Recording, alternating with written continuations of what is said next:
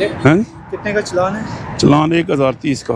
मैंने सिर्फ 3 बैठनों का किया, हेलमेट का नहीं किया।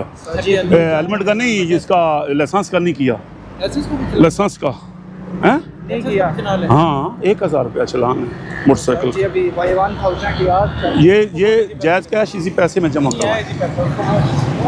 इधर आ जा भाई, इस मोटरसाइकिल की चाबी ले ले, इन्होंने को थाना है बंद है मोटरसाइकिल, कराची कंपनी जमा करा रहे हैं। चाबी इन्होंने को ले ले, लॉक कर दे। जमा करा रहे हैं।